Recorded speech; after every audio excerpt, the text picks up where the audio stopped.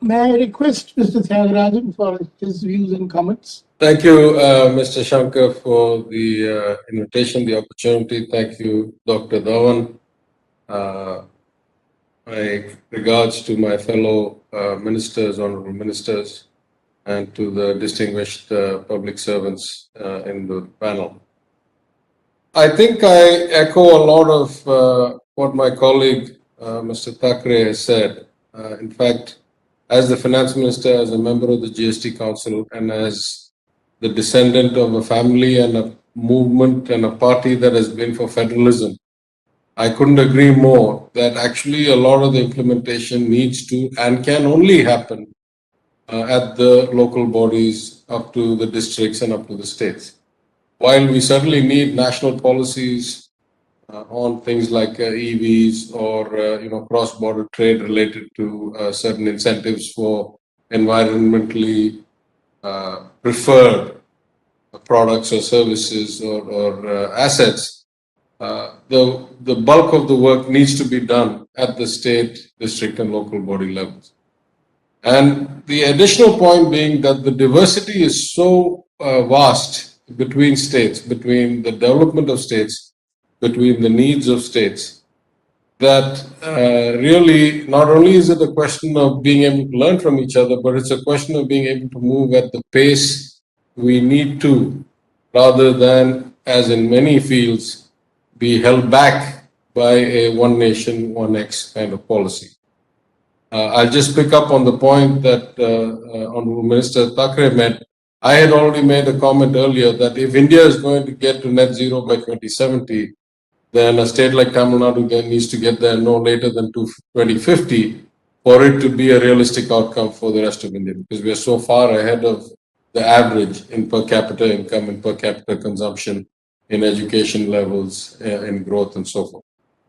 So, just to give you some of the things we are working on, as you may already know, we are one of the highest percentage of green energy states in the country today. Our ambition is to keep expanding on that. We are blessed with both good wind energy and good solar potential, which of course, the downside is that they're both highly volatile, both seasonally and during the day. So we have to look for backup, sources. One of the things we are focused on a lot now is to come up with using reverse hydro for storage during the times when we have excess wind and solar, because we've used, according to the Government of India's estimation, we have already used up 100% of our hydro potential. In fact, we are producing more, I think 2,000 something megawatts, which is more than the potential the Union government has identified. But we can certainly use it as storage. The offshore wind plus wave energy options also seem exciting. We've been talking to a lot of global pioneers around that. We think we'll be one of the early adopters given the length of our coastline.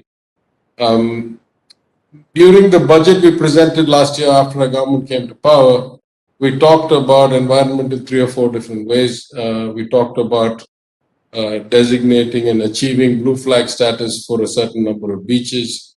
We talked about increasing wetland areas and spending for that.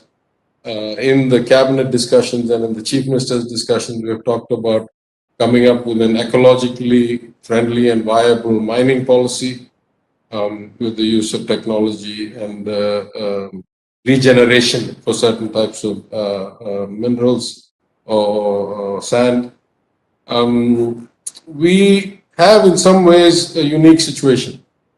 I mean, everybody's unique, but we are unique in one particular aspect, which is that not only are we one of the 3 or 4 large high GDP, high per capita GDP states, we have a relatively much lower Gini coefficient. We have much less inequality than the other large states of Karnataka, large rich states of Karnataka, Gujarat, and Maharashtra.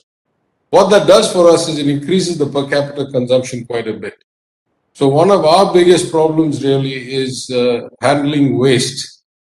Because we have such high per capita consumption and because it's so easy these days to get pre-packaged things from 1 rupee, 5 rupee onwards of every kind of product, the volume of waste we have to handle per capita, especially because we are also the most urbanized state. We're almost 50% urban. which is much higher than the Indian average. So we have these unique problems of lack of proper infrastructure, both for supplying adequate resources like drinking water, but also for taking out waste like sewage and garbage. And so we have had to be very innovative and look forward for sewage treatment plants and mining waste for fuel generation. So I'm glad to say that in the last year we have looked at multiple options, both of recovery from landfills as well as reducing the landfill rate, deposit rate. We're also trying our best to implement green building codes for the large cities where we're able to easily, enforce these codes. It's much harder to do in a widespread rural area, but because we have a lot of large cities, it's a bit easier to enforce a code through the corporations. And then, of course, a green kind of industry model with green growth. One of the things we realize is that we need to take a holistic approach, as has been mentioned again by my colleague who spoke earlier. I'll just give you the classic example of that. Because of volatility in the weather caused by climate change, this year was another year when we had massive rains. In fact, by quantum, more than the rains we received in the 2015 December period, which led to the massive flooding and all these things.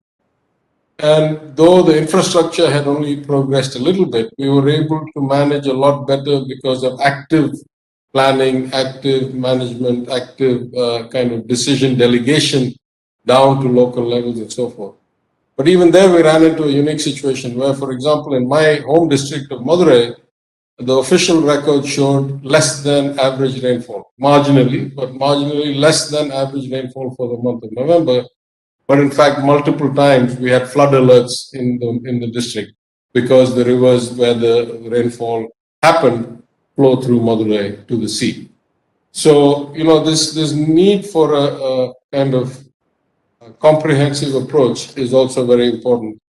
I would just echo also my colleague's statement about the need for cooperation across states for measuring ourselves, not just on per capita GDP or growth, but also the quality of life. This is something very close to the Dravidian movement that I'm a descendant of. Back in 2016, at the centenary of the movement, I said maybe we need to set goals for what is a life with dignity. What is it that we provide to our citizens as a life with dignity, with adequate resources, with a healthy environment, with safety around them and so forth. And we are quite far away from that, even in Tamil Nadu, and definitely at the Indian average. But I would go one step further, and I would say that we need such a council of states. The GST Council is a poor example for various reasons, but we need a council of states as was envisioned in the Constitution and has not been in practice for the last few years. Because political parties come and go, and sometimes party A is in power and then sometimes party B is running the government. But what we need is an apolitical council of states to discuss many things, including environmental issues and policies and learnings from each other and best cases and case studies and examples and so forth. So broadly, as a federalist, as an ardent supporter of delegation and devolution, as somebody who comes from what we call the self-respect movement, who sees self-determination and self-governance, local self-governance as the natural extension of self-respect, then all of these things resonate with me. And I echo my colleagues' comments, and I firmly believe that the only way to succeed from here in achieving any of these goals is at the subnational and the sub-state level. This needs to be implemented in every village union, in every district, in every state. And it requires the kind of localization, customization, and a culturalization that can only happen through communities that are integrated and knit with each other. Cannot happen, thrust down from somebody onto somebody else. With that, why don't I stop? I think I've used my 10 minutes, and I'm happy to take questions when the time comes. Thank you, Dr. Tyagarajan. Just to say thank you for having me, that it was, of course, enlightening. It's always, what can I say, mind broadening to hear from others. Everybody's situation is different. Everybody's taken a different path to improvement. Some of it is applicable to us. I will certainly, I'm in the middle of the preparation for this year's budget 22-23. So some of the ideas I heard today about incentivization and kind of forest cover and stuff, we can try and incorporate. So yeah, thanks for organizing it. It was very apt timing for me.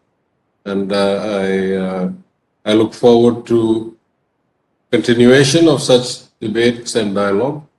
But I think it's becoming clearer and clearer that the need for the hour in so many dimensions is for the revival of the Council of States.